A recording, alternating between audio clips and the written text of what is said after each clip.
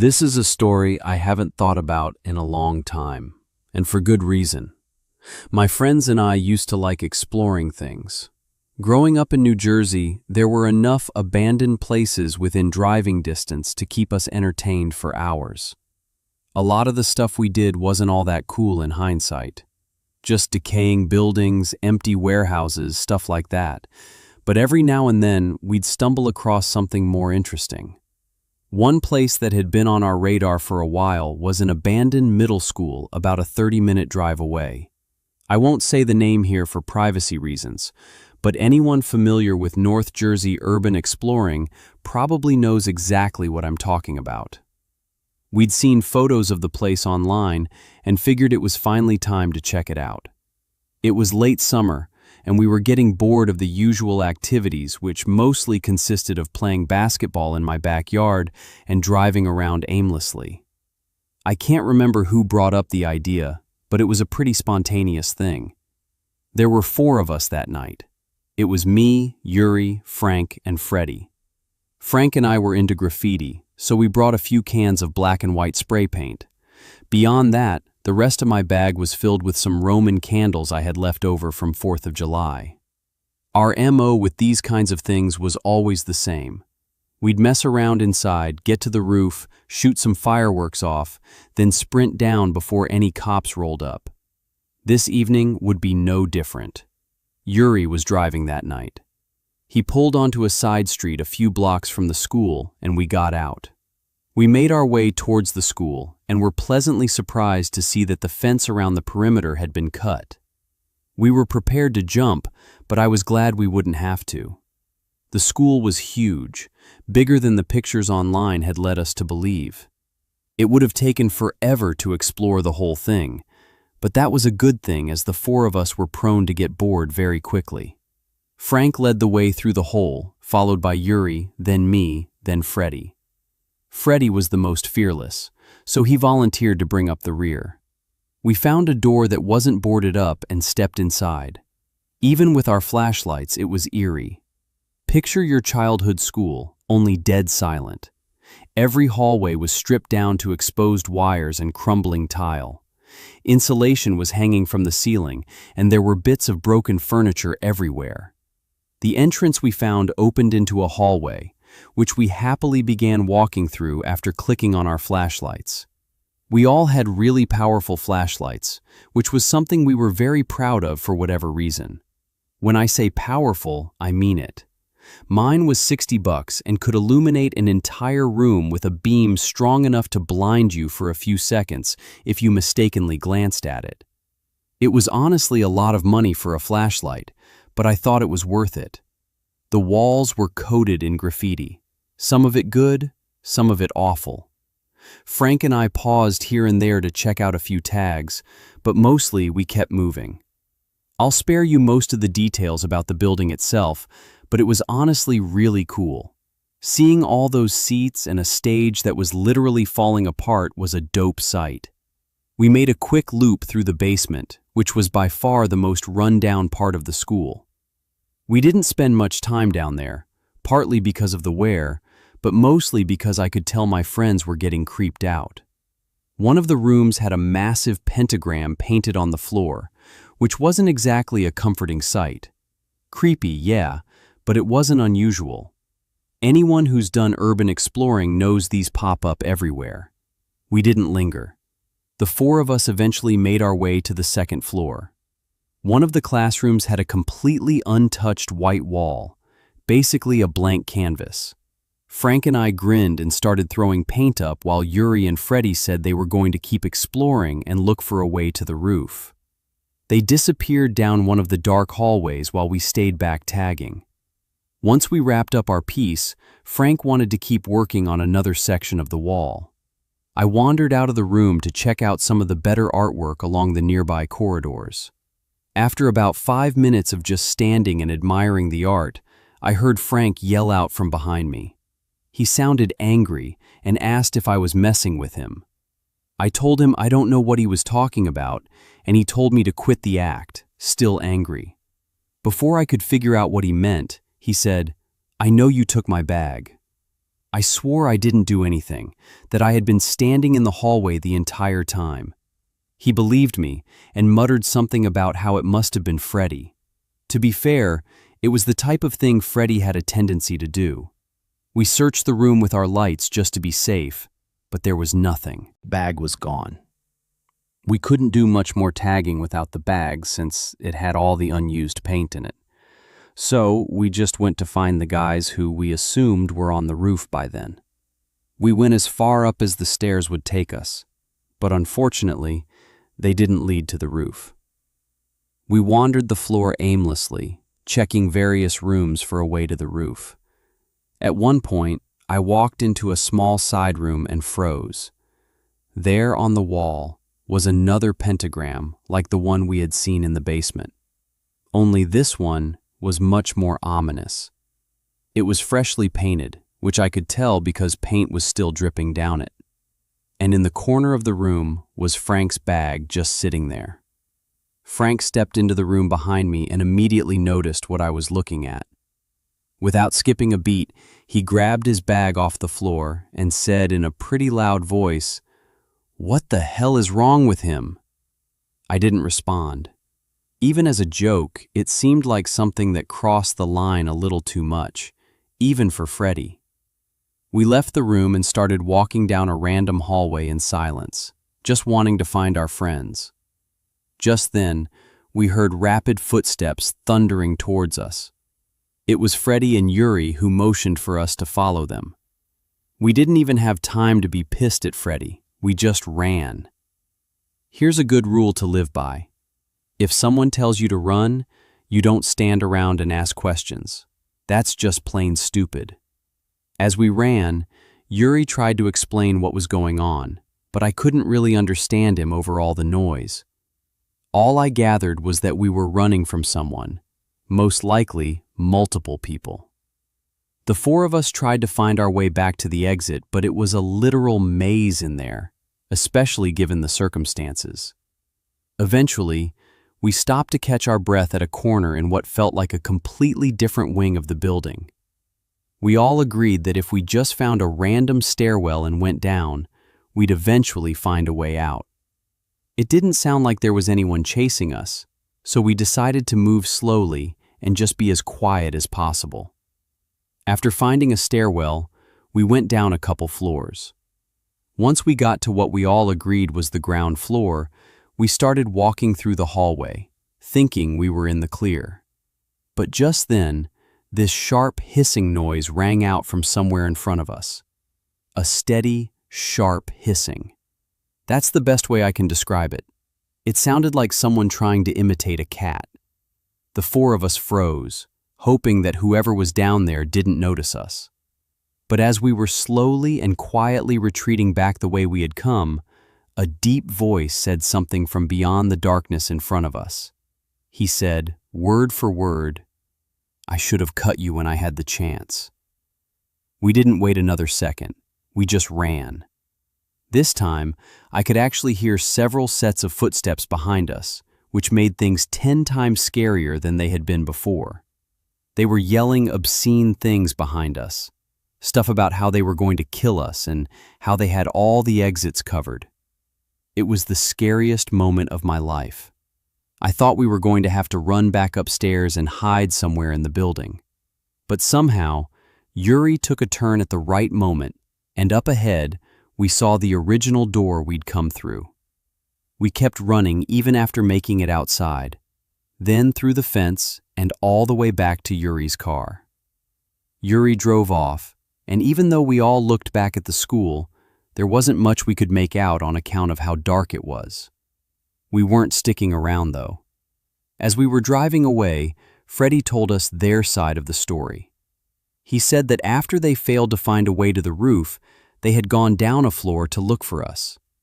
Apparently, Freddy started hearing weird metallic clinking coming from one of the rooms, which he assumed was us. He and Yuri walked inside and saw 3 cloaked figures sitting in a circle, hunched over something on the floor. According to Freddy, it looked like they were playing some kind of game with glass marbles or stones. As soon as they noticed Freddy, they started scrambling off the floor to chase them. Yuri and Freddie ran back up to the 4th floor to try and lose the people chasing them, which is where they found us. There were so many things that didn't make sense, though. The most obvious question, at least the one I had, was why would they toy with us by taking Frank's bag if they really had hostile intentions? Freddie's theory was that whoever was in there thought we'd never be able to find our way out. So, they figured they'd toy with us first. Yuri thought that the room with the pentagram in it was where they were going to kill us, or sacrifice us, or some weird cult stuff, something like that.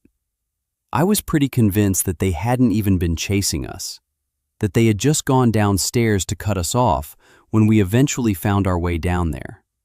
Another thing, there must have been at least 4 people in there since one of them had been messing with us, and Yuri and Freddie stumbled upon 3 more. It just didn't add up. I know it doesn't sound that scary when I break it down like this, but trust me, if you were there, you would have been terrified. We never went back there, but as far as I know, that building still exists. This happened a little over 5 years ago. I had just moved into my first home, which I currently no longer live in. At the time, I was coming off a long stretch in a cramped downtown apartment in Spokane. Convenient location, sure, but I'd grown tired of the constant traffic noise, the crowded sidewalks, and the feeling that I could hear my neighbors breathing through the walls. I wasn't a kid anymore, and I was ready for something quieter.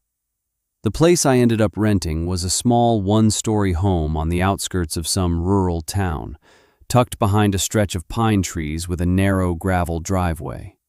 There's really not much else to say about it because it wasn't much to begin with. Just 2 small bedrooms, an outdated kitchen, and a cramped bathroom, but it was peaceful. The nearest neighbors were a little ways down the street. They were out of eyes and definitely out of earshot.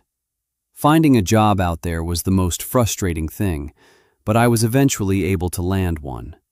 Between the hours and the general exhaustion, I didn't have much of a routine. I mostly lived off takeout and kept to myself. No social life to speak of, which I didn't mind. This particular night happened in late October. I had just gotten home from work, maybe around 9:45 or so. It had been a long day, one of those mentally draining kinds of shifts where all you want is food and a quiet place to sit. I kicked off my boots, changed my clothes, and ordered Chinese from a spot I'd used a few times before. There weren't any delivery apps that serviced that area, so your options for food were pretty limited and depended purely on which places were willing to drive out to you. It was sometime just after 10 o'clock when the doorbell rang. I remember thinking, damn, that was fast. I walked to the front door and looked through the peephole.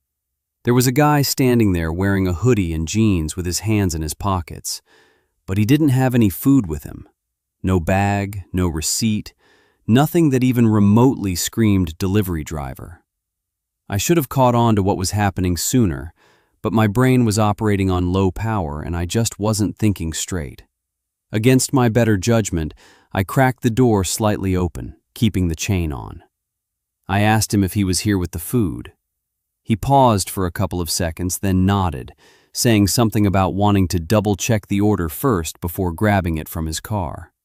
That's when I came to my senses. I told him flat out that if he didn't bring the food to the door, I was going to call the police.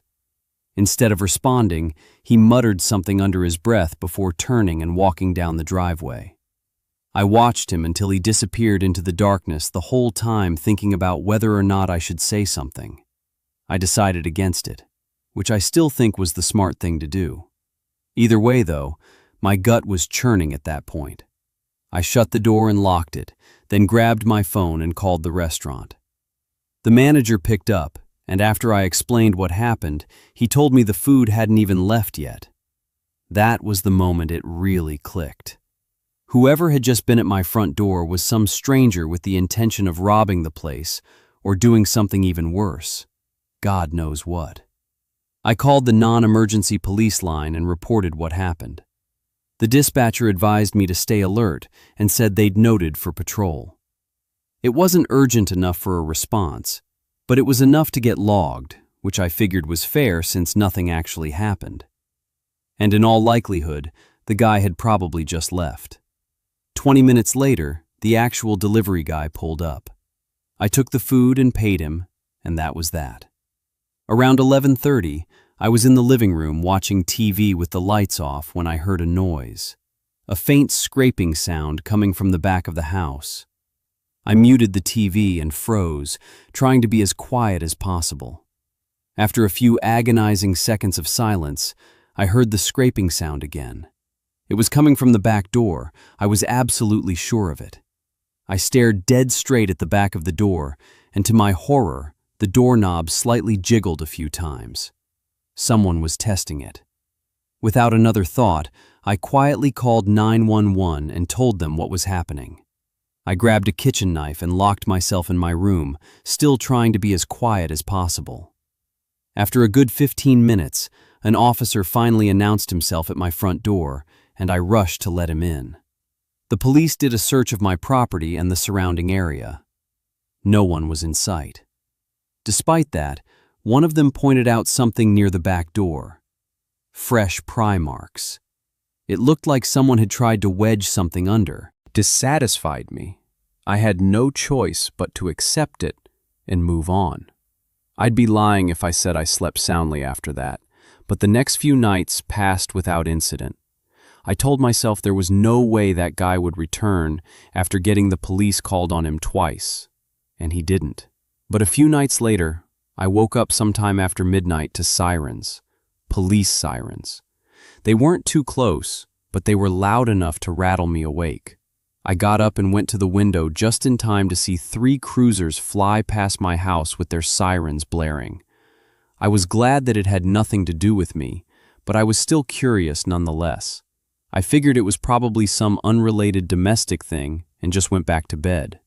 But not 20 minutes after I had fallen back asleep, I was woken up again, this time to knocking at my front door.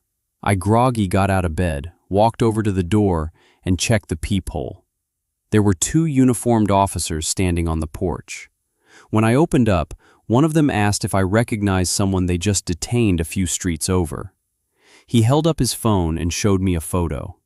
It was him. It was that guy from a few nights earlier, the one who had tried to break into my house. I emphatically confirmed it with audible shock in my voice. Apparently, he'd just been caught trying to break into someone else's house nearby. They had him in custody and figured there was a chance there was a tie to the call I had made earlier in the week. The officers told me I wouldn't have to worry about him anymore, and I thanked them. That was the last I ever heard about it. They never followed up with me, and I never inquired. I was just happy to move on with my life and basically forget about the whole thing.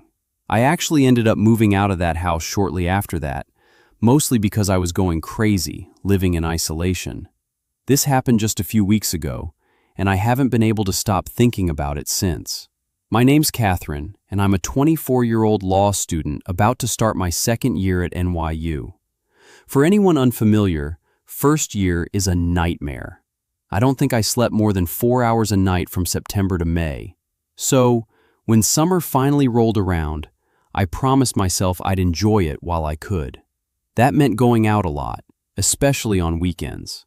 I was staying back home for the summer for a couple of reasons. It was easier on rent for one, and all my hometown friends were around as well.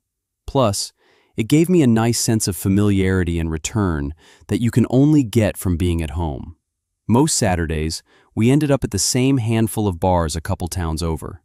There's one in particular that's always packed, and that's where I was with my friend Jackie the night everything went down. This is going to sound bad, but I have this habit of pretending to be kind of ditzy when I meet guys at bars. Nothing too over the top, just enough to let them assume things, and assume things they do. I'm not sure if this has always been a dynamic surrounding nightlife, but the guys at bars, at least the ones I interact with, seem to assume every girl they talk to is brain dead. I'm not a genius or anything, but I'm definitely not brain dead. And yet, somehow pretending to be dumb is kind of fun. I can't even really explain why I do it. I just think it's funny seeing how guys react. And I'll admit, There's something satisfying about flipping the script once I get bored of playing dumb. Jackie and I had just gotten our drinks, and we were scanning the crowd when these two guys slid into conversation with us. We later learned their names were Sebastian and Luke. They seemed pretty normal. Not immediately creepy, decent-looking, confident, no readily apparent red flags either, which was always a good sign. Jackie seemed to click with Luke almost instantly, so I figured I'd stick it out and talk to Sebastian. He wasn't bad. Kind of charming, actually. We actually talked to them for a really long time, which was kind of shocking to me considering the vast majority of these bar encounters don't last more than 5 minutes. Jackie is not exactly what you'd consider a nice girl, so the fact that she wasn't closing herself off to conversation was saying something. At one point, she grabbed my arm and whispered that she needed the bathroom. As we were leaving, Sebastian asked if we wanted anything to drink. I told him we'd both have a rum and coke, which I opted for because it's a pretty standard drink that even a college bar bartender would have trouble screwing up. In the bathroom, Jackie admitted she was thinking of going home with Luke, preferably sooner rather than later. I was pretty shocked by the news, to be completely honest with you. I'm usually the one to make the poor, spontaneous decisions, not her. I questioned why she was acting in such an uncharacteristic. Please subscribe my